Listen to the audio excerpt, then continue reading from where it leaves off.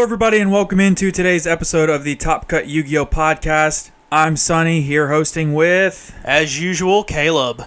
Alright, we have a lot to talk about today. We're going to jump right on into it. Starting off with this weekend, which is June 12th, is the North American Remote Duel Invitational for June. Just to start with. Yeah, that's so the Extravaganza, or the Invitational will be, you said June 12th or 13th? Yep. 12th and 13th? Yep. Okay, so this episode's going up Friday, June 11th. Yeah, so it starts tomorrow as you're listening. Right, and you said this is which region? North America? North America. Okay, so this is us. Yep, that is us. You can actually watch it on YouTube, and it'll be streaming on Twitch. Okay, perfect. Yep, we do have the list of the 16 duelists, but... we got so much else to talk about, we're just going to kind of... We'll touch on it more at the end, because we're going to hit some more competitive stuff at the end. Yeah. Talk about the other extravaganzas and things like that have taken place recently. We'll cycle back around. Yeah. Next off, we have the next Astral Language monster, number 17, Leviathan Dragon. I think this is cool. I liked the Astral Language Utopia, and I like the Astral Language Leviathan Dragon that's coming. I think it looks so cool. Yeah, it does look cool. I love the Astral Language stuff. I think a time will come. So, the Leviathan Dragon has a ghost rare, but I think for those building max rarity plant synchros, this will automatically jump to the max rarity of Leviathan Dragon. Absolutely. Now there is that stipulation, the same with Utopia, where you have to have a proper language copy on you at all times. Yeah, but for plant synchro format, I mean, we all know. We all know. I mean, everyone knows what he does, but it's still part of the rules that you have to have one. If you do, for some reason, use this in your actual competitive deck. I mean, with Utopia, it's still kind of used on a rare occasion now. Leviathan Dragon, much less so. Right. It is what it is. Next thing to talk about is, the third 2021 booster set got announced, which is Battle of Chaos. So that sounds very Yu-Gi-Oh! It sounds very Yu-Gi-Oh! So we just got Lightning Overdrive. The next set is Dawn of Majesty, and then this will be the next core set after Dawn of Majesty. Oh, yeah. We don't have any spoilers yet for what's going to be in the set or anything like that. All we know is the name. Yep. Oh, yeah. Which I think every set that has chaos in the name has impacted the meta in a meaningful way. If not immediately, then at some point down the road. Even, I know people are going to say, well, Chaos Impact sucked. Well, if you go back and look at it, a lot of the cards that are relevant in the meta today, things like Starly, Schaefer, and there are others. I don't know the entire set list off the top of my head. I wasn't even in the game at the time, but yeah, there's lots of impactly cards in that set. Oh yeah, and I mean, just think of Invasion of Chaos. Yeah, I mean, one of the most impactful sets of all time. Easily within the top 3. Right. Actually, I think we did a top 5 list of that. I think 3 of them would all have Chaos in the name. For the most impactful sets of all time? Yeah. I don't know, but we're gonna do that later. Well, yeah, we should. That's still something interesting. Anyway. So these next ones. I know. Okay. I'll say this because then you're going to go on a rant. Let me get a drink of water before I do this. Yes. First off, the Structured X Cyber Strike has been pushed back to October 8th.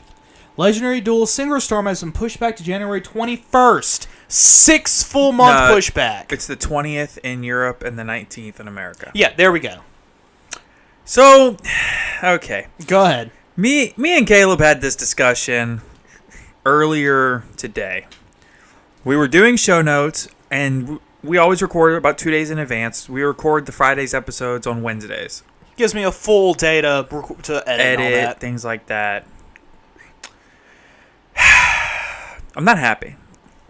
Not happy is an understatement. I am infuriated. This is an absolute atrocity. This is an absolute kick in the balls for TCG players. Listen, we try to keep the show as PG as we can. The little ears, you need to cover them here for a minute. This is a disgrace. This is a travesty. This is unacceptable. We as the TCG player, we as the TCG community, the Yu-Gi-Oh! TCG community, because keep in mind, this stuff's not getting delayed in the OCG. They're already 3 months ahead of us. They're getting even further ahead of us. Listen, they pushed back King's Court a week, maybe 2. Fine, whatever. That's fine. They pushed back Lightning Overdrive a week or two. It happens. I understand. They pushed back the Megatins until, I think, September or October. Later than usual, but it is what it is. That's a few weeks. But we're talking about the Cyberstrike Structure Deck, a deck that had a TCG release date of July 28th in North America, getting pushed back to October 6th. That is 3 months. That is not a small amount of time. This is not a small pushback. Then the Synchro Storm set, a set that from July 14th. This set was not, it's 3 months away, we'll push it back another 3 months. No. This set was like 6 weeks away or less. And they're pushing it back 6 months. This is unprecedented and this is unacceptable. We need a statement from Konami. We need to hear from the company. What is causing these delays? We have an idea. We have word through the grapevine that it's an issue with the company that makes the cards and prints the cards. They cannot get the materials they need because of things happening in the global economy. If that's the case, then tell us. Give us a statement. Give us something. Give us a reason that you cannot print these cards. And if you cannot print them, give us something. Give us some kind of reason to be happy and hopeful for this game. We as a community, constantly, they say it rolls downhill, and we are at the bottom of this hill. I am flabbergasted. I cannot begin to describe my disappointment in this company. You need to plan ahead. Your business is printing trading cards. If your business is printing trading cards, you need to plan for when it's going to be difficult to print trading cards. I cannot fathom the stupidity of a company that makes trading cards telling us they're not making trading cards. I understand. In the global economy and the current times of COVID, things are hard. But you got to do better than this. A 6-month delay? You can't tell me that they couldn't get the stuff for a set and they had to delay it 6 months. You can't tell me you know for a fact that for 6 solid months you're not going to be able to print anything. We're already going to be behind. We're already behind the OCG. Why? At this point, just take all the sets for the next 6 months, pile them into one giant set, release it in January, and just catch us up with the OCG. Honestly. Just release everything that we don't have that the OCG has in January in one ginormous set, and let it be done. I'm so sick of this. Okay, I'm done with my rant. Okay, moving on to something a little more positive. Did you have any thoughts on that? You pretty much said everything I was going to say. Okay. Only with much nicer language. Well, as hard as it is, we do try to keep it PG somewhat, at best. Yeah. But I'm pretty sure that even at a PG rating, you can say a kick in the balls. Yeah, a Shrek got away with all kinds of stuff. I think it was PG. Oh, yeah. Anyway. So, for those of you who really like Utopia, you're in for a treat. Yeah, there's some cool stuff coming in this. Oh, yeah. So, first off, we had all the cool Utopia stuff in Lightning Overdrive. And then there's the Utopia structure deck, I think. Is a structure starter deck. I think it's a structure deck. Well, anyways, first off, there's an entire it's a structure deck. Okay, cool. It's a structure deck. So it's going to be better. It's actually going to be some good stuff in there. I mean, this is the good stuff. Yes. First off, we got... Well, it's the new stuff. Yeah. We got ZS Utopic Sage, rank 4, 22,000 attack, 2,500 defense, detach 2, special summon a ZW or ZS monster from your deck, and then you're locked into Exceed Summoning. Oh, no. Also, you could... Oh, not just Exceed Summoning. You can only exceed into number monsters for the rest of the turn. Oh, so you're locked into numbers. Yes, that could be good, that could be bad. Some of the number monsters are really good. Some of them are quite bad. Looking at you, baby Tarragon. Considering the new cover card for this structure deck is not a number monster. Oh, no. Yeah, you're right, he isn't. But you can summon him and then... Yeah, but... Ultimate Draconic Utopia Ray from Lightning Overdrive. Right. It's treated as a number monster at all times. Oh, yeah. So he can still go into him if you really wanted to. Right. But then you're locked in exceeding into number monsters. Also, you can only attack with number monsters for the turn. I guess that's all right. It's meh. I mean, you're locked into Exceed summoning only a number monster as a turn, might as well. In addition, if a Utopia and or Utopic Exceed monster you control whose original attribute is light other than itself will be destroyed by battle or card effect, you can banish this card from your field or graveyard instead. So not only that, it also protects your Utopia monsters. Pretty good. Not great, but good. Let's see. What else we got here? We got Contract of Destiny, Continuous Trap. You can only use this card's second effect once per turn. Each time a card you control is destroyed by battle or card effect, place an Emperor key counter on this card. Maximum 1. If your opponent special summons a monster from the extra deck, you can remove an Emperor key counter from this card. Send 1 the Door of Destiny from your hand deck or face up on your field to the graveyard. And if you do, special summon a Light Utopia or Utopic Exceed monster from your extra deck. And then attach this as material. It is treated as an Exceed summon. Wait. What is the Door of Destiny? Is that a card that's in this set? Do we already have this card? We've had this card. What is it? What does it do? So Door of Destiny is a trap monster. Fiend Light. It's specifically designed to help you go into other Utopia monsters. You would think that this would have been in the show notes. Yes, I didn't think about it. But it's the thing is that because it's from hand deck or graveyard or hand deck or face up on the field. I'm picking with you, buddy. I know. That's why I'm just kind of glossing over it. Anyway, like I was saying, because it's from hand deck or face up on your field, it's not great. It's not terrible. Because at least you don't have to you don't have to draw both the Door of Destiny and this card. But I mean, at least it's a free. I mean, you can send it from your hand deck or field to the graveyard to summon a Utopia monster from your extra deck. I mean, it's a free summon. Or Utopic. Yeah. Good thing Zexal got banned. Ooh, yeah, let's not talk about that. Because you could absolutely cheap out, Utopic Zexal. Yeah, and then attach this to it as material, and then you've got an instant, negate everything on your opponent's field. Yep, during their turn, because this is a trap card. Yeah. So yeah, that's also cool. I'm 99% sure they'll have I'm 99.9% sure they're going to have the Door of Destiny in the structure deck as well. Yeah, that's a really good card though. That's going to be good for the strategy. I mean, it's more reactive than anything. Oh yeah. But it is in the structure deck. It's in the league. That Door of Destiny is in the structure deck. Okay, cool. Good. And then the card that a lot of people are really excited about, that I'm personally excited about, Numbers Protect. Counter Trap. You can only use one of this first and second effects of this card's name per turn, only once that turn. 1. When a spell or trap or monster effect is activated and you control a number exceed monster, negate and destroy. Omni negate. Gone.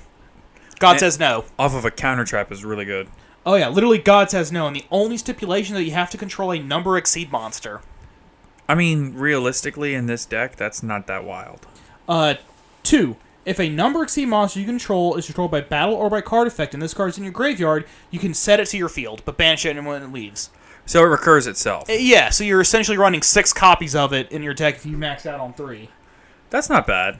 Not at all, especially since it's an Omnigate with its only stipulation being you control a number monster. However, you can only activate one of these once per. You can only activate one of these per turn. Yeah, and this deck also announced that there are a few reprints coming, at least in the OCG version of the deck.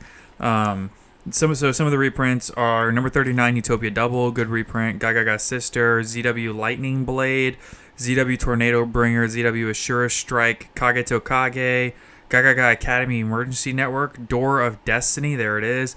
Halfway to Forever, number 99 Utopic Dragon. That's a good reprint. Ooh, that is a good reprint. Especially for this structure deck. That'll be good. Number 32 Shark Drake and number 62 Galaxy Eyes Prime Photon Dragon. Also another good set of reprints. Oh yeah, Shark Drake's also a good card. Yeah, I have a feeling that everything in this structure deck, as far as the extra deck stuff, except for the cover card, which is apparently not a number monster. Yeah. Everything else is. Which they can't really print any more number monsters now that they've done the complete number file in the OCG. Yeah. They're kind of locked into whatever number monsters they have. That's it. They're done. Oh yeah. No. But I do like how they're kind of skirting around that a little bit by just saying this monster. It's treated as a number monster. Yeah, it's treated as this number monster with Dragonic Utopia Ray. Right.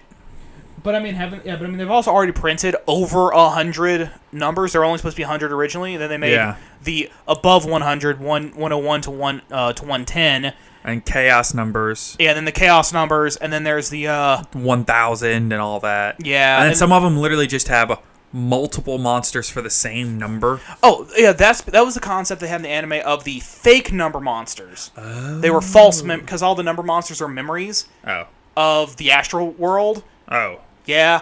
So they were the fake number monsters, which we're just now getting the fake number 3 and number 4. Oh, okay. Yeah, that's what that big water number exceed monster is. It's the fake number. Oh, okay, I got it. But like the Numeron gates are the actual numbers 1, 2, 3, and 4. Oh, see, that was what exactly I was going to bring up, too, because I think there was like a different number 3 or something like that. Yes, the real numbers is number 1, 2, 3, and 4. The fake ones is the Numeron gates, with S0 being number 0. Gotcha. Basically being the memory of the main character. Yeah. So, just moving on past this a little bit, we had the announcement of a new archetype, which is the Flundereeze. Kind of wild, is what it is. Oh yeah. So first off, to start off this entire archetype, we have 2 level 10 monsters. Flundereeze X Impin and Flundereeze X. I just saw it and I've lost it. Yeah, I'm looking at it here. It's not listed. It's not on the. Okay. So there's 2 of them. One here, of them is water. I got it. Oh, what is it? Snowl. Flundereeze X Snowl. Like Snow Owl. Right. Okay. So basically, Impin is water, Snowl is wind, and they're both level 10 winged beasts. Tell you what, you do all the wind ones, I'll do all the water ones. Fair enough. In that case, we'll start with Impin. Yeah, go for it. Okay, so level 10 wind. Oh, this one's actually wind. Wind winged beast. Effect that's monster. why I said go for it. Okay. 2,700 attack, 1,000 defense. If this card is tribute summoned, you can add 1 Flundereeze spell or trap from deck to hand. Then immediately after this effect resolves, you can normal summon a monster. Okay. 2. While this tribute summoned monster is on the field, your opponent's special summoned monsters in attack position cannot activate their effects. Rip. 3. If this card battles an opponent's monster during damage calculation, you can banish 1 card from your hand. That opponent's monster's current attack and defense become halved till the end of this turn. Now, the whole thing about the banish part is that's not really a cost for this deck, and we'll get into that very shortly. Yeah, you're going to understand that really soon. So the next one is Flundereeze X Snowl. I don't know. I would say Snowl, but it's Snow Owl, very clearly. It's a level 10 water winged beast effect monster, 2,900 attack, 800 defense. Once per turn, if you control this tribute summoned card, you can activate this effect. You can conduct 3 normal summon / sets this turn, not just 1. It literally says not just 1 in the text. Oh, yeah. While this tribute summon monster is on the field, if your monster attacks a defense position monster, inflict piercing battle damage. And third effect, once per opponent's turn, quick effect, you can banish 1 card from your hand. Change all opponents' special summoned monsters to defense position. It's face down defense position, isn't it? Well, yeah. Did I not say? No, you didn't say face down. Oh. Yeah, it's face down defense position. It's Ultimate Conductor Tyranno's effect. Yeah, except it's actually better. Well, I wouldn't say it's better for you. I guess Tyranno's good for dinos because it destroys. But this is great because as we get into some of the level 1 monsters, which the next 4 monsters announced for the archetype are all level 1. And surprisingly enough, Bird Up and Lyrilisk can't use these at all. And you'll see why here in a second. The next one is Flundereeze X Rabina. It is a level 1 water winged beast effect monster, 600 attack, 1200 defense. You can only use the first and third effects of this card's name once per turn. Also, you cannot special summon the turn after you activate either of those effects. So, if this card is normal summoned, you can add 1 level 4 or lower winged beast monster from your deck to your hand. Then immediately after this effect resolves, you can normal summon 1 winged beast monster. So you can normal summon, add any level 4 or lower winged beast monster, and then immediately normal summon another winged beast. So, and it does. Here's the thing: is that search does not lock you into the archetype. Oh no, it's just you have to search for a winged beast, and then you can normal summon a winged beast. Right. So any winged beast. Right. So the next effect, if this card leaves the field, banish it, which you see. Here's the third effect, and this is where all the banishing kind of comes into effect. If a Winged Beast monster is normal summoned to your field while this card is banished, you can add this card to your hand. So the normal summon search and the add to hand if it's banished are both the hard once per turns. So. Oh, yeah. Let's see. Next up, we have Flundereeze X Eaglin. Level 1 Winged Beast. 800 attack, 1000 defense. By the way, all these monsters have the exact same combined attack and defense of 1800. That's... Really? Yes. Because if you look at Rabina, put that 600, 1200. Yeah. I never would have put that together. I see that now that you're saying it. There's a very specific card as to why they're doing that, I imagine. Oh. Okay, so Eaglin, when it's normal summoned, you can add a level 7 or higher Winged Beast monster from your deck to your hand. Immediately after this effect resolves, normal summon a Winged Beast monster. Yeah, first and third effects once per turn also. Oh, yeah. If this card leaves the field, banish it. If a Winged Beast monster is normal summoned to your field while this card is banished, Add this card to your hand. Again. Basically, all of the level 1 Flundereeze X monsters all have those last two effects. Right. But then they have when normal summon, you get X effect, and then you can normal summon another Winged Beast on top of that. Right, but then you're locked out of special summoning for the turn. Yeah. But, I mean, to be able to normal summon over and over and over and over and flood the field with normal summons. And also tribute summons. Right, so, it's pretty good. oh, yeah. But I mean, just between those two cards, you can search for any Winged Beast, not levels 5 or 6. Right. Just off of that, my immediate thought goes to, you got Barrier Statue of the Storm Winds, who's a level 4 Winged Beast. A lot of the Harpy cards are level 4. Yeah, but they all require special summoning, except Harpy Dancer and Harpy Harpist, which have normal summon effects. I think Harpy Perfumer, I heard somebody else talk about this. Yeah. Any of the Harpy ladies who on normal summon get something off. For instance, Harpy Dancer, when it's normal summoned, you can return a wind monster on your field to your hand to then normal summon a wind monster. So Harpy Dancer is just a one card convert that Winged Beast normal summon into a wind normal summon. Right. So then you also have access to the full wind archetype as well. Non-searchable wind anyway, because you only search for Winged Beasts. Let's see. For level 7s, I mean, you have Dark Samorg. Really any of the Samorg stuff, actually, just about. Ryza the Mega Monarch is searchable with his deck. Right. Because he's a level 7 Winged Beast. I think, to me, personally, like you said, the Dark Samorg, all that's all very interesting. The thing that really, really is interesting to me is the synergy with this deck and the Harpy deck. I don't know if it'll turn into anything, but I do think it's interesting because it allows you, if I'm not mistaken, one of the Harpy cards allows you to search a Harpy spell or trap, and it'll allow you to search the Harpy Featherstorm. Oh, yeah. So, and then even if you hard draw it, as long as you have a Winged Beast, its primary effect is active. Right. And if you just so happen to also, through, normal summon Rabina, effect, search for Harpy Dancer, normal summon Harpy Dancer, and then flip it, you then get both of its effects. Well, because second effect, if you control Harpy monster, you just activate it out of your hand. Right. And then it just blanks your opponent's entire field. Yep, until the end of this turn, negate any monster effects your opponent activates. Think about that. Any monster effects they activate. Oh, no yeah. Ash, no Nibiru, no none of that. I mean, you can literally, if you have a Harpy on your field, you can activate it from your hand, and your opponent cannot hand trap you. And then after it goes, and then if you decide not to activate and just leave it sitting on your field, your opponent nukes it, you either get to search or recur Harpy's Feather Duster from your deck or graveyard to your hand. Yeah, I mean, that's the ability to search Harpy's Feather Duster, depending on the matchup, could be insane. Oh yeah, search or recur. Keep in mind, meaning that even in a game where you activate it and they Solemn Judgment it, you can then do it again. Yeah. So as crazy as all that is, we still have two more to talk about. Oh, yeah. The next one is Flundereeze X Stritch, which is very clearly an ostrich card. It's a level 1 water Winged Beast effect monster, 700 attack for 1100 defense. 1800 combined, baby. Yeah. You can only use the first and third effects once per turn. Also, you can special summon this turn to activate these effects. If this card is normal summoned, you can target one card in either graveyard, banish it, then immediately after this effect resolves, you can normal summon one Winged Beast monster. So it allows you to DD Crow. Normal summon. Second effect, if it leaves the field, banish it. Third effect, if a Winged Beast monster is normal summoned to your field while this card is banished, you can add this card to your hand. So it continues.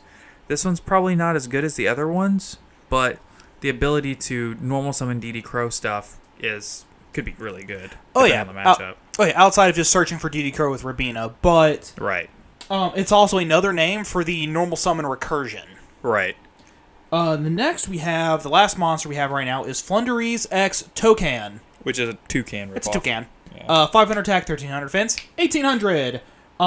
Its normal summon effect is you can target one of your banished Flundereeze cards and add them to your hand. Immediately after this effect resolves, normal summon one Winged Beast monster. Seems pretty good. Oh yeah, it's just more recursion because then you get a second shot at one of your names. Nice. Granted, you can't get their normal summon effect off again, but you still have access to it should you need it for whatever reason. Even just to add it to hand, just to hold, then save it for next turn. Because with these normal summon effects, you don't have to normal summon the monster you add. Wow. It's just normal summon. So I can normal summon Rabina, search for Eaglin, and then the normal summon to summon a Harpy Dancer. Yeah, that would do it. Yeah, just for example. Let's see. The next up, we got the 2 spell cards. You want to do the first one? I did the second and one? the pair of traps. Yeah, I'll do the first. First off, we have the field spell, Flundereeze, and the mysterious map. I also love the names for these. The name, the artwork, everything. Yeah. You can only use its first and second effects once per turn. During your main phase, you can reveal a level 1 Flundereeze in your hand. If you do, banish a Flundereeze card with a different name from your deck, then normal summon the revealed monster. So this is an instant +1 because when you banish and then you normal summon, that banished one's coming back to your hand. And then normal summon effect and normal summon it immediately, plus just more pluses for free. Oh, dude, it's the freest. It's so good. 2.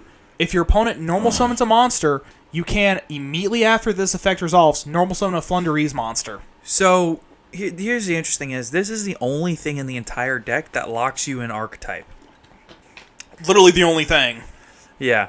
And even then, it doesn't lock you. It's just it's the only time where it says it specifically has to be a Flundereeze and not just a Winged Beast. Right. So this can immediately turn around and get all your stuff going on your opponent's turn too.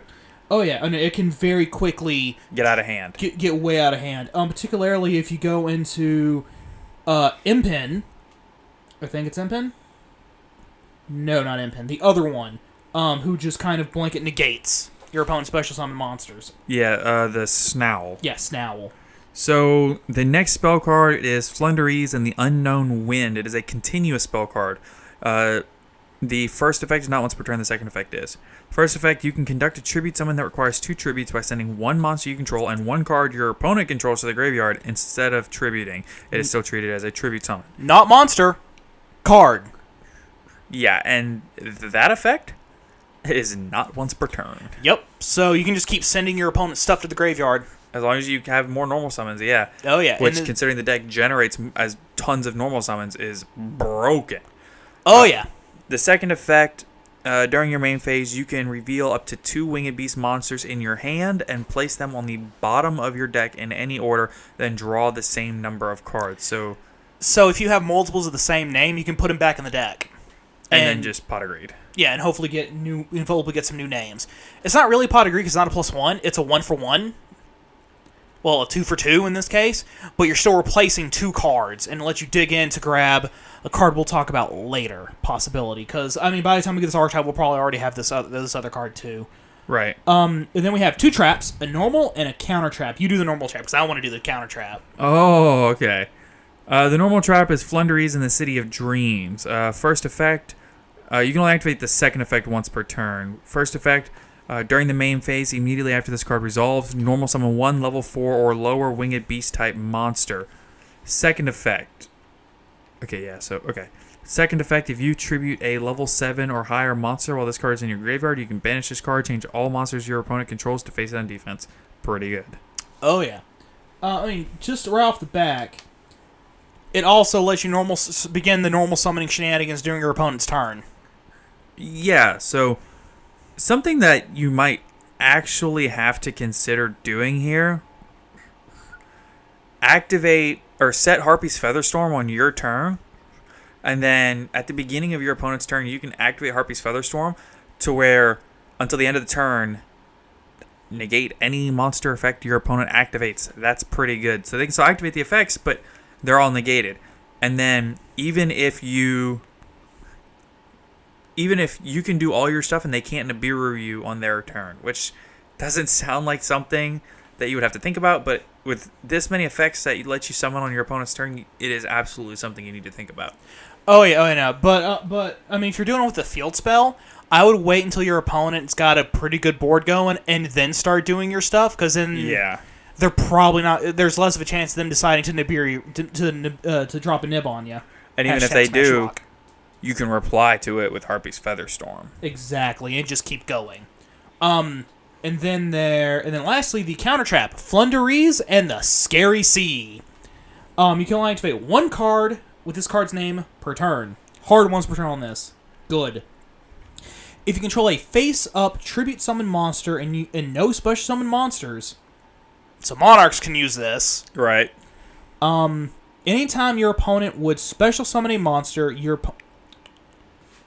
we go. If you control a face-up tribute monster, blah, blah, blah, your opponent would special summon a monster or monsters, your opponent cannot special summon monsters for the rest of this turn, but they can conduct 3 normal summons or sets this turn, not just one, negate the summon, return the monster to hand. Okay, so here's the thing. These cards are good. It's just the truth. These cards are good.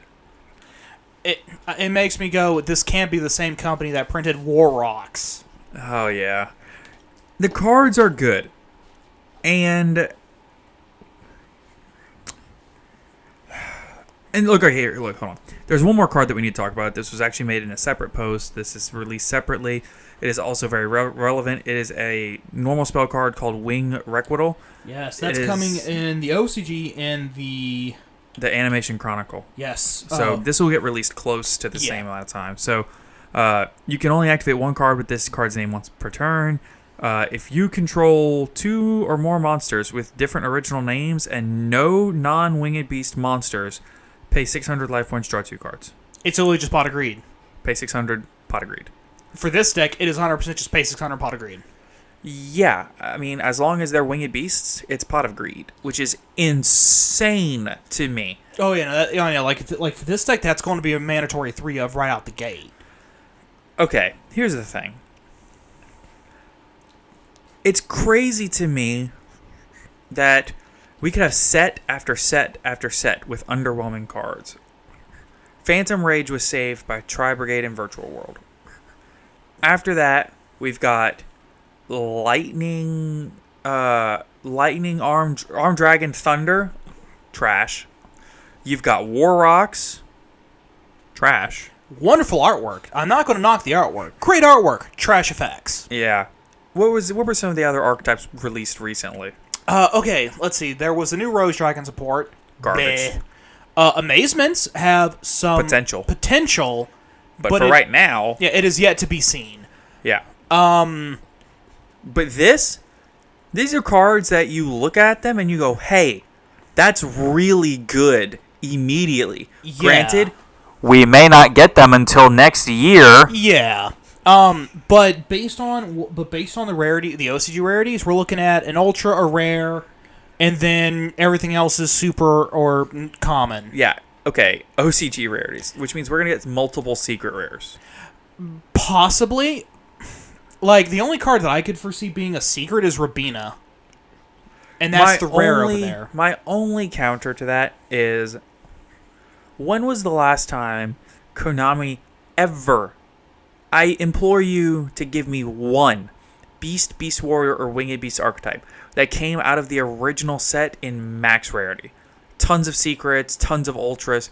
Every one that I can think of came mostly as commons and rares. Mm-hmm. Tri-Brigade had one ultra, and the Link 4 was a secret, which I might add, are not hyper expensive. They're not that bad. Oh yeah, no, comparatively. Yeah, no, that's why I'm thinking this is going to be all super low rarity anyway. A bunch of commons, 1 or 2 supers. Like even back to the beginning, Glad Beasts I think had one maybe high rarity card. You've got Black Wings. They were all low rarity except for Armor Master. Yeah, actually, I think the Glad Beasts had 10 secret, and like that was their highest rarity card at the time. Yeah, I mean, it's crazy. I really can't think of any Beast Warrior Winged Beast decks. Fire Fist were low rarity for the time. I should specify. We should probably specify archetypes, not individual cards. Yeah, because Alpha would 100% immediately debunk that. Well, also, if I had to guess, I don't know this for a fact. I was not in the game at the time. Trident has only ever come as a secret rare. Yes. And I think it's only got printings in the original set and a mega pack. Yes. So Trident may have been rather expensive. I think Broadbill was also a secret. So the Zodiacs specifically may have been higher rarity, but when you think about it, well, I guess Chakanine Thoroughblade, Tiger Mortar were all ultras. Yeah, Zodiac may be the only really high rarity Beast Warrior Winged Beast archetype we've ever had. but they were exclusively Beast Warriors. Aren't right. They? Yeah. But like, no, they definitely are. Yeah, but this is an exclusively Winged Beast archetype. Right. Very exclusive. Like I said, it's gonna be really good. Especially the potential for running other cards that give you extra normal summons.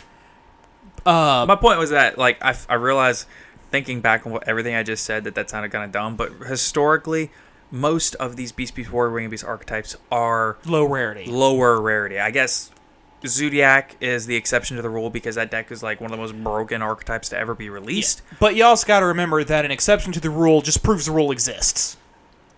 That's fair. I never thought about it that way, but that's fair. Yeah. But like something else that I've thought of is the possibility of Impin's effect, the one that lets you get 3 normal summons. Yeah. There are no limits to those normal summons. I mean, yeah. So there's you can splash other things in with it. Yeah. So there's a possibility of Genzo, other Monarchs, possibly Obelisk. Yeah. Or Obelisk Slifer Raw. It's gonna be Obelisk. If anyone runs any of them, it's gonna be Obelisk. Yeah. And then you could do the new God card support that's coming out next week. Very possibly. And then in that case, you could also run Slifer or Raw. And then the new card that makes him playable. Yeah. Oh yeah. Like that. There's potential with those extra 2 normal summons that you get off of Impin. Yeah. There's a few cards though that kind of make support cards that are just generic Winged Beast support cards. You have cards like Icarus Attack. That card will always be powerful. Oh yeah. Especially considering in this particular archetype, you could flip an Icarus and destroy it, and when it's destroyed, it banishes itself, which you could use to proc more effects. Exactly. Now, granted, Icarus Attack is targeted destruction, which has its own problems, but it's not 2 monsters, it's 2 cards. Right. You can pop back row with it. If you absolutely had to, you could activate Icarus Attack, target itself. Yeah, so... If you absolutely had to. Yeah, and then you've also got Harpy's Featherstorm, which we talked about. Yeah. Quill Pen of Goldos. I've never heard of this, but you put it on here. Okay, so it's a normal spell card. Target 2/1 monster in the graveyard and 1 on the field. The 2 that are in the graveyard get shuffled back in the deck, and the 1 on field comes back to your hand. Okay, so I guess it could potentially let you... well, you can't really play this because they won't have anything in the graveyard. It's to recur your Flundereeze stuff. Oh, okay, I see what you're saying. And then it would actually cause, if your field target was a Flundereeze, it would just get banished. Okay. And you could just continue on with your stuff because it's primarily to recur your wind attribute non-Flundereeze stuff. Same thing with Salvage, which is for water. There's Aqua Mirror Cycle as well, right? Which is the Goldos, but it's a trap card and does with water. Yeah. Also, it returns the 1 on field to the deck and the 2 waters to hand. You could also run Fury of Karyushin, which searches Tori, and then you can banish from the graveyard to protect a water monster. Yep. And here's the ones that really are just brutal. Real quick, before we get to those, I want to mention, if you notice that the in-archetype stuff doesn't give a flying care in the world about the graveyard. This deck does not care about your opponent's Macrocosmos. It does not care about Dimensional Fissure. It does not care about Necro Valley. It does not care about Dimensional Shifter. So you could run all of these. Yeah, you could literally run all of the graveyard-centric floodgates, and the deck just gets happy about it. It does not care. Your opponent flips Macrocosmos, you just stare at them with a smile and go, good. It's so toxic. Okay, now that we've told you about all the cards in the archetype and around it that are like compatible here, I hate this. I just want to say, I'm happy that they're printing good cards. It's always a welcome thing to see playable cards come about, because otherwise we're just stuck in the same format forever. But yeah, dude, searchable floodgates, summoning floodgates, so I making agree. the deck extremely compatible with annoying floodgates. Well, I don't think it's good for the game. Like if it wasn't for the floodgate stuff, I would absolutely adore this deck. Right. But it's floodgate the deck. Right. I don't care about you stopping my normal summons.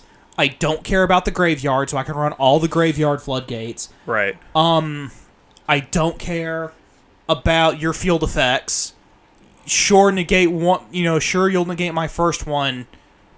But if you do that, I just get the effect. I just get a different effect off and keep going. Even realistically, if you have another normal summon to follow it up with, a card like Torrential Tribute doesn't even hurt you, because you can send you can banish all your level 1s after they get torrentialed, and then normal summon again and just bring them all back to your hand. And rinse repeat ad infinitum. Yeah, it's pretty crazy. Yeah. Oh, this is absolutely ridiculous. The only thing I can think of that can really counter this deck is Zombie World by itself. Just hard counters this deck, and they can't do anything about it unless they have a way to pop it. Yes. Which the easiest way to do that I can think of is Harpy's Hunting Ground. The other thing would actually work, is it actually banned, is Imperial Iron Wall. Yeah, Imperial Iron Wall will do it. That would force them into the graveyard, because you can't banish. Again, They have to pop it. Yep. Again, Harpy's Hunting Ground, Icarus Attack, etc. What else? If you stop their initial normal summon by solemning it. Yeah. Yeah, the monster gets banished, but then they have to have their field spell in order to conduct as another normal summon to keep going. Lancia would also stop this deck real hard. Droll and Lockbird would stop this deck pretty hard, but would it? Yeah, because all the searching and stuff. Is it? Yeah, I guess. Yeah. It would keep them from just straight up going plus.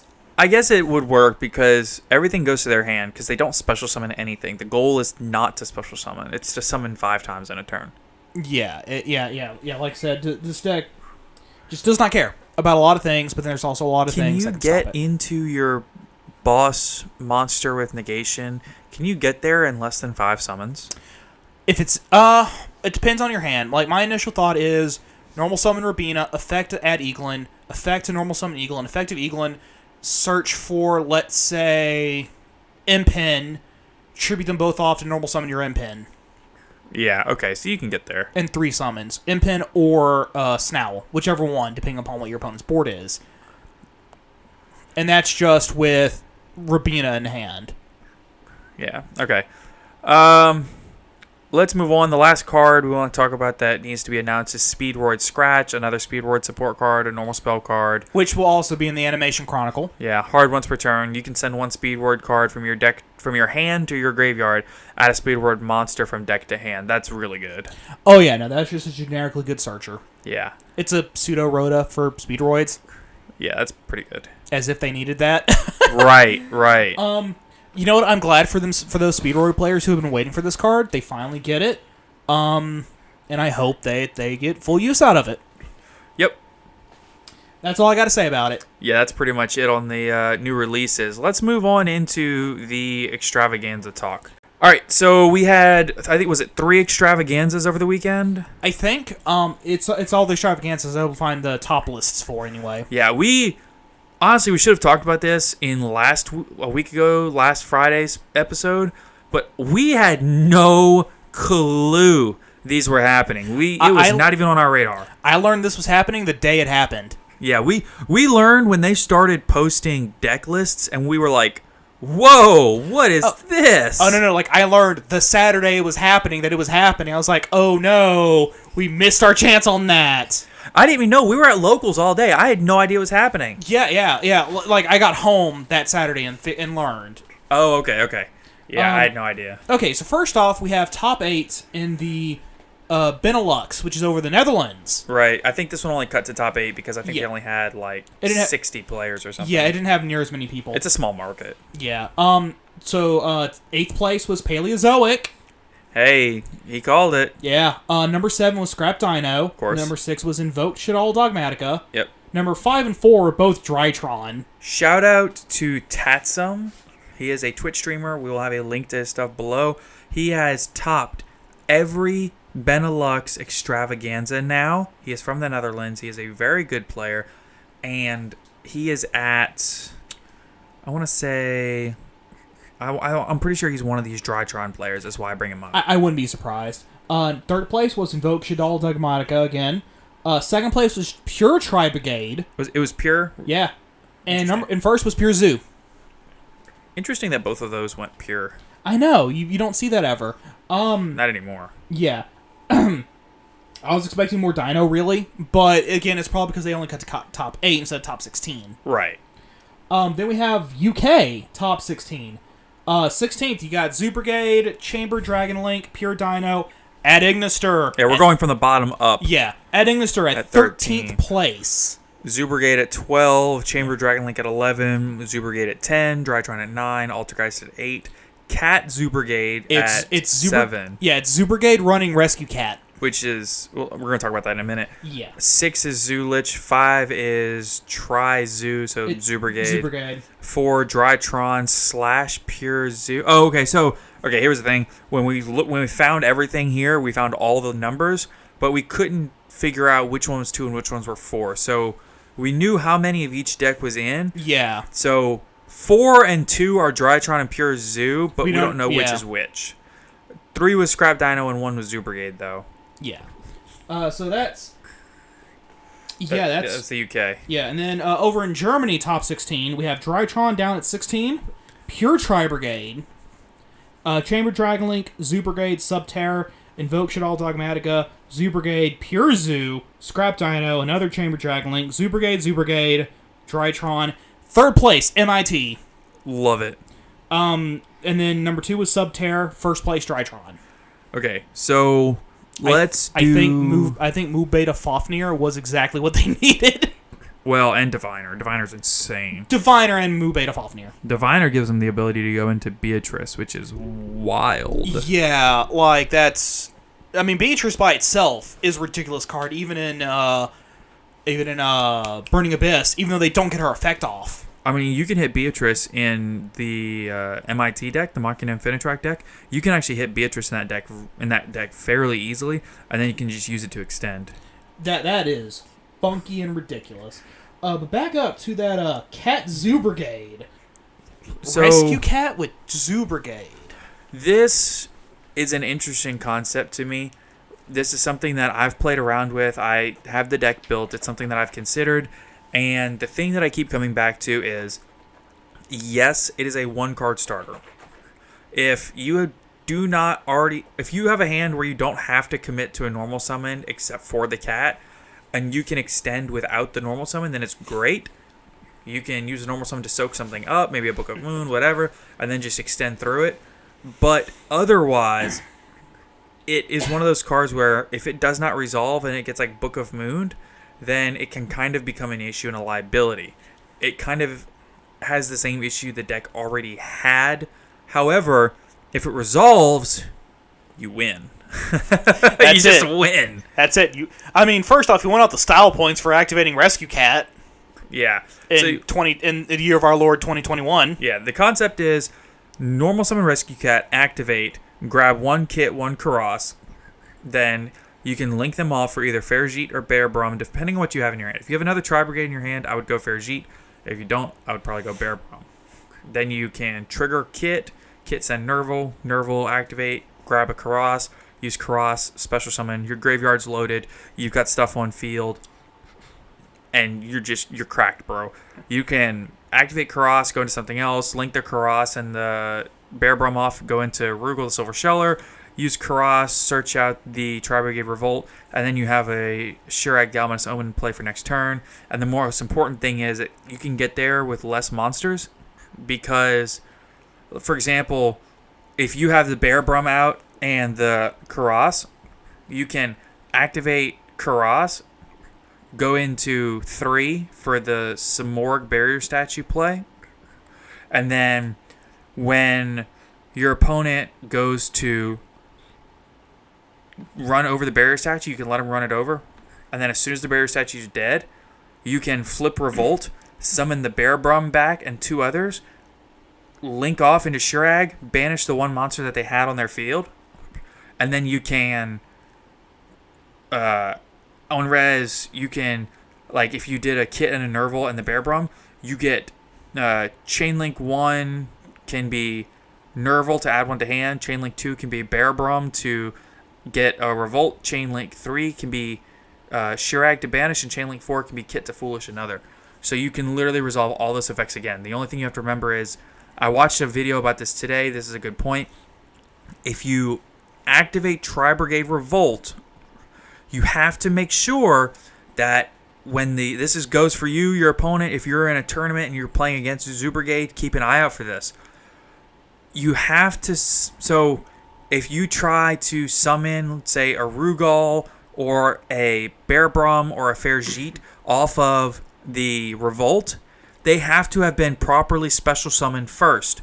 So if they activate an effect, summon, say, a Ferjit, and then link the Ferjit off, they cannot bring that Ferjit back with Revolt. Because it wasn't properly link summoned, it was cheated out. Exactly. So you have to have a properly special summoned monster to use it in Revolt. So that's something to think about. But the deck has a lot of plays. I'm not surprised that people are experimenting with Rescue Cat. It's an instant starter. And it's a 1 card... 1.5 really, because you have to have another Beast Warrior Winged Beast in your hand to make it happen, but it's essentially like a 1 card. You could potentially just win the game right there. Oh, very possibly. Again, if your opponent doesn't Solemn Strike, but then that's Solemn Strike that something else doesn't have to absorb. Right, and if you don't have a Bear Brum on field, if you have Karas and a Link 3 like Rugal, you can just you can go into Appaloosa. Yeah, so... that's something. Jesus. Yeah, because Revolt. Okay, hold on, wait. Let me think about this. Bear Brum will lock you in once it's already used its effect into Tri-Brigade monsters. But until you do that, you're only locked into using Beast Warrior Winged Beast as material, not into summoning them. So you can use them as material to summon something like an Appaloosa. Yeah, or an Axis code if you're going for game. Yeah. Do you have another big takeaway to take from this other than, I know you mentioned the Cat Zoo Brigade. Is there anything else that sticks out to you? The random Altergeist, but I mean... Altergeist just kind of randomly pops up every once in a while anyway. It's just kind of what the deck does. There's 2 takeaways that I have from this, 2 things that I found really interesting when you look at just the decks that are represented here. There's a lot of Drytron here. Yeah. You've got 2 in Benelux, 1, 2, only 2 in the UK, 3. and then is it 3 in UK? Yeah, you got second or fourth, which is 1. Because it's one or the other, not okay. both. Yeah. You see my okay. Yeah, I got confused there. And then Germany has 1, 2, 3. So 5 in such a small sample size. 5 out of 40. Yeah, that's not a small amount. That's an eighth of the field. Yeah, that I mean, apparently, obviously, Mubeta, Fafnir, and Diviner were good stuff. Yeah, I mean, it's there's more Drytron represented than Dragon Link. So clearly, even without Ben 10, or with Ben 10 limited down to 1, and without Union Carrier, the deck is still deadly.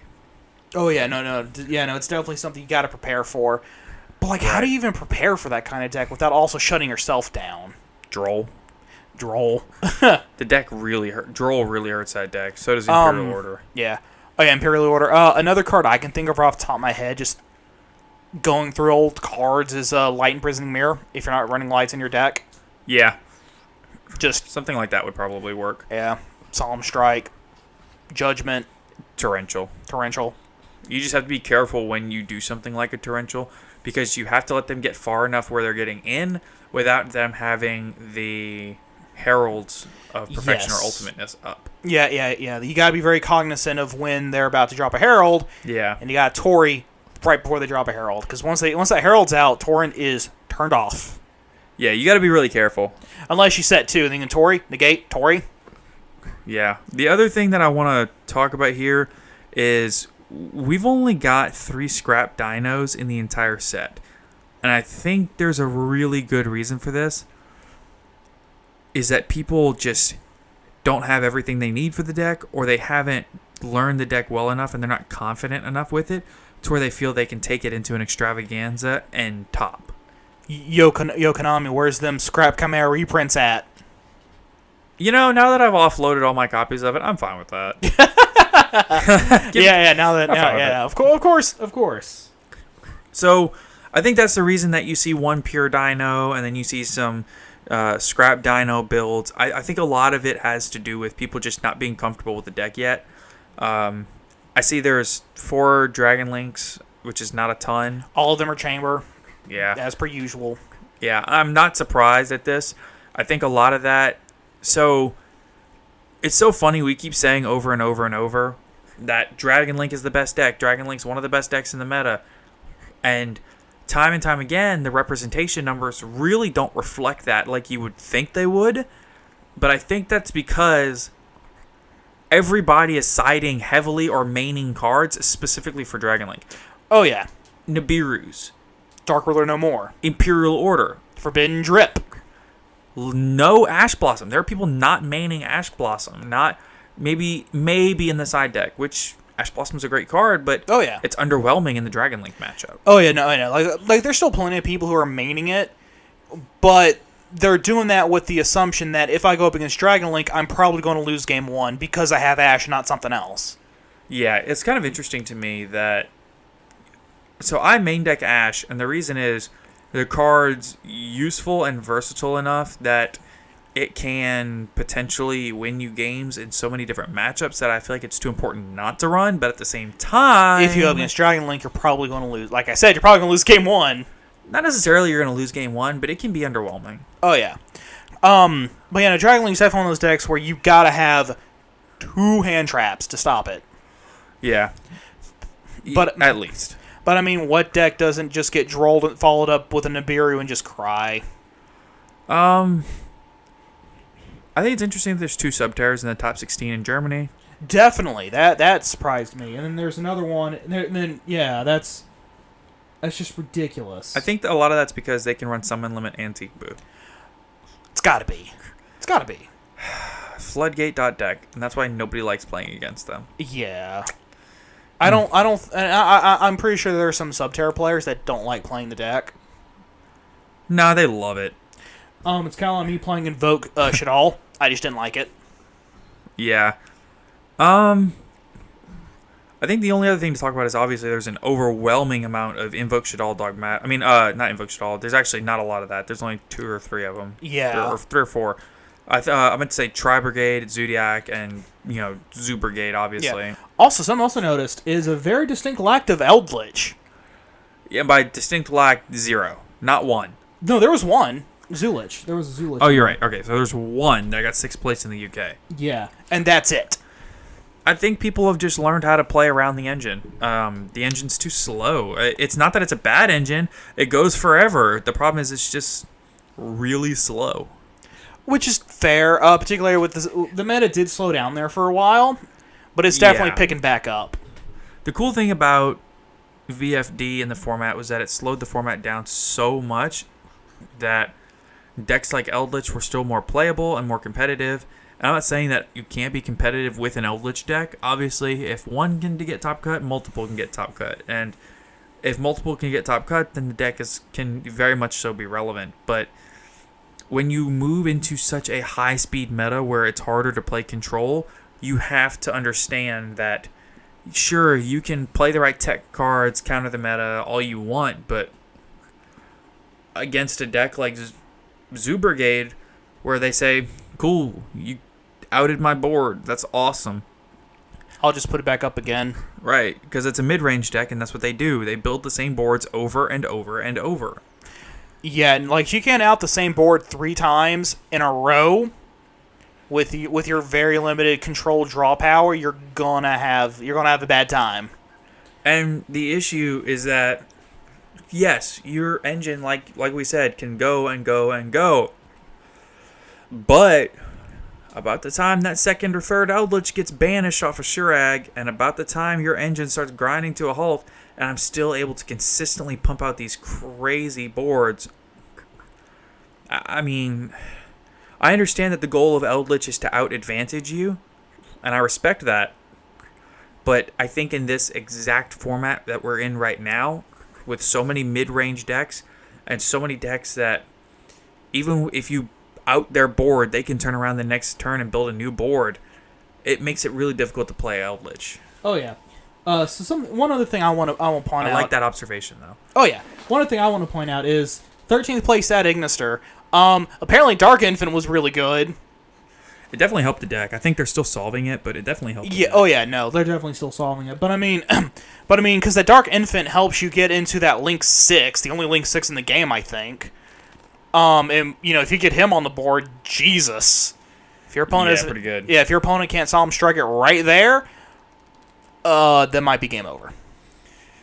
Yeah, I outed one time in the most hilarious way possible. So we went to me and another friend of ours went to a rogue-only tournament at, shout out to Pandemonium Games in New Orleans. I wanted to go to that. It was a lot of fun. We go to this rogue deck only tournament. They had this huge ban list. So many different cards were not allowed. This was, I think, January. So, I mean, a lot of things are not even relevant yet. Tri Brigade was already a deck, and looking back on it, I probably should have run Zoo Brigade. It was all legal at the time, except for Kit and Bear Brum were not out, which are really integral parts of the deck. But the deck was still playable. In fact, I had my friend that I went with, he played Firefish Tri Brigade, which is hilarious and fun. It's a thing. Yeah. It took all that deck. The Tri Brigade engine takes all the disadvantages of the Firefist engine and it's like, hey, I can flood the field. I'm not just Fair Fist anymore.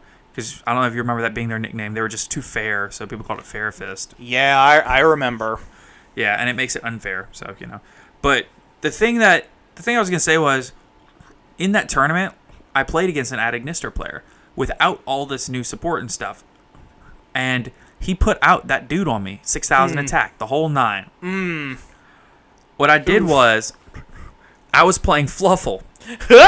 I have a long and storied history of really enjoying that Fluffle deck. Hey, Fluffles are fun. What I did was, I opened the nuts.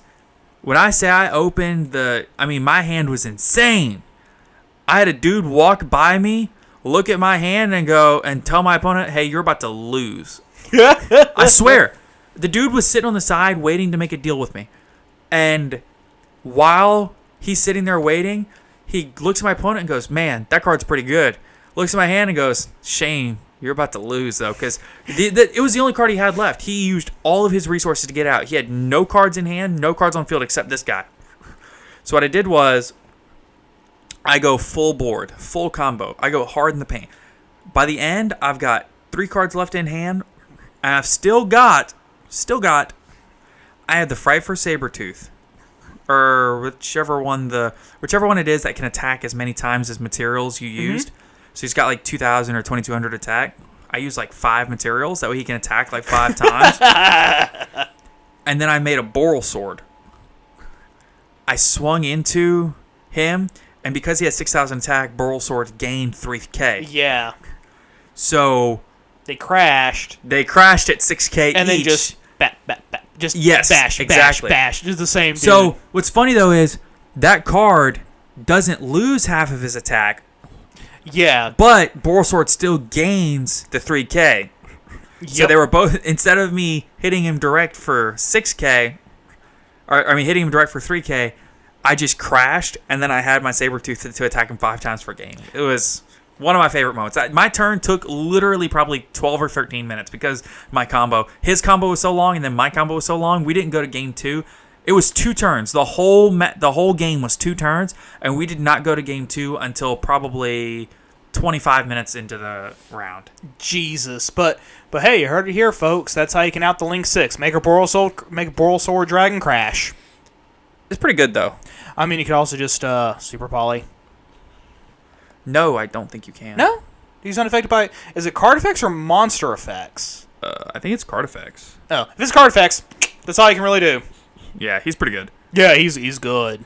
There's a reason why he's Link 6. Right. So this is what will lead us into this weekend is the Invitational for North America. Oh, yeah. We will bring you the results of that. Hopefully Tuesday? Yeah, in Tuesday's pod, we should have the results of that for you.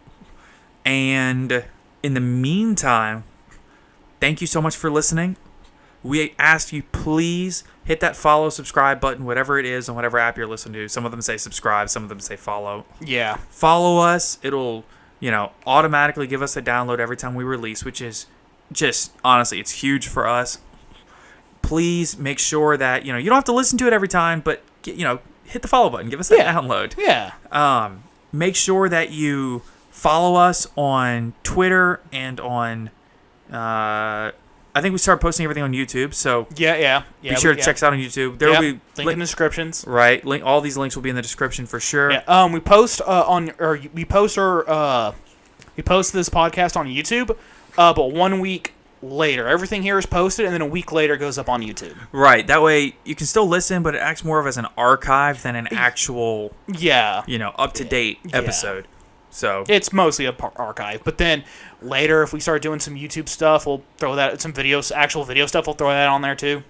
Right. So we hope to move into that one day in the future, but for now, thank you all for listening. Thank you so much for being here for us, for supporting our dream. It means a lot. Oh, you have no idea how much it means. Yeah. We just hit 300 listens total on the podcast, which I understand is not a ton, but for us, it is huge. I was expecting us to get at this point like a year from now. Yeah. We've gotten a lot of love. We've had several people reach out to us that like the show. We love it when listeners reach out to us. We love hearing the things that you love about the podcast, the things you don't like. We are open to all criticism. And we're always looking for something to add to our repertoire.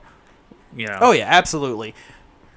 So let's get better mics. We're working on it. Yeah, hey. As soon as we can get tons and tons of listens and more sponsorships, we can get better audio equipment. Oh, yeah, most definitely. First thing we plan on replacing is our mics. Yeah. But it is what it is. Yeah. Thank you all again. We hope you all have a wonderful day, evening, whatever time you're listening to this. We hope the rest of it is wonderful for you. And good luck at a lot of the locals are opening back up. Good luck. Oh, yeah. Stay safe, everyone. Take care. Later.